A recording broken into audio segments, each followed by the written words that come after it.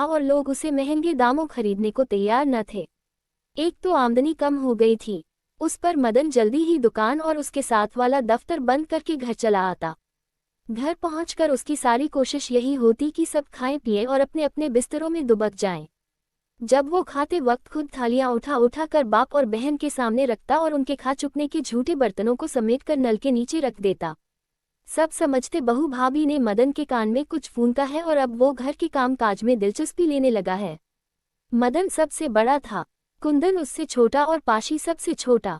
जब कुंदन भाभी के स्वागत में सबके एक साथ बैठकर खाने पर इसरार करता तो बाप धनीराम वही डांट देता। खाओ तुम, वो कहता, वो भी खा लेंगे, और फिर रसोई में इधर उधर देखने लगता। और जब बहू खाने पीने से फारिग हो जाती और बर्तनों की तरफ मुतवज्जह होती तो बाबू धनीराम उसे रोकते हुए कहते, रहने दे बहू, बर्तन सुबह जाएंगे। इंदु कहती, नहीं बाबूजी, मैं अभी किए देती हूँ झपाके से। तब बाबू धनीराम एक लर्जती हुई आवाज में कहते, मदन की माँ होती बहू तो ये सब तुम्हें न करने देती। और इंदु एकदम अपने हाथ रोक लेती। छोटा पाशी भाभी से शर्माता था, इस ख्याल से कि दुल्हन की गोद झट से हरी हो। चमकी भाभी और दरियाबाद वाली फूफी ने एक रस्म में पाशी ही को इंदु की गोद में डाला था।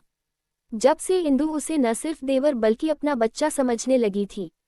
जब भी वो प्यार से पाशी को अपने बाजुओं में लेने की कोशिश करती तो वो घबरा उठता और अपना आप छुड़ाकर 2 हाथ की दूरी पर खड़ा हो जाता, देखता और हंसता रहता। पास आता तो दूर हटता।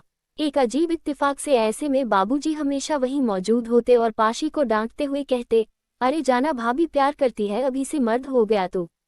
और दुलारी तो पीछा ही न छोड़ती उसका। मैं तो भाभी के साथ ही सोऊंगी कि इसरार ने बाबूजी के अंदर कोई जनार्दन जगा दिया था। एक रात इस बात पर दुलारी को जोर से चपत पड़ी और वो घर की आधी कच्ची आधी पक्की नाली में जा गिरी। इंदु ने लपकते हुए पकड़ा तो सर से दुपट्टा उड़ गया। बालों के फूल और चिड़ियां, मान का सिंदूर, कानों के करल फूल सब नंगे हो गए।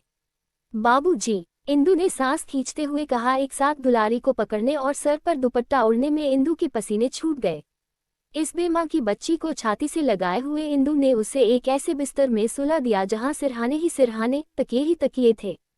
न कहीं पायंती थी न काट के बाजू, चोट तो एक तरफ कहीं को चुभने वाली चीज भी न थी। फिर इंदु की उंगलियां दुलारी के फोड़े ऐसे सर पर चलती हुई उसे दुखा भी रही थी और मजा भी दे रही थी। दुलारी के गालों पर बड़े बड़े और प्यारे प्यारे गड़े पड़ते थे। इंदु ने इन गड़ों का जायजा लेते हुए कहा, हाय रे मुन्नी, तेरी सास मरे, कैसे गड़े पड़ रहे हैं गालों पर।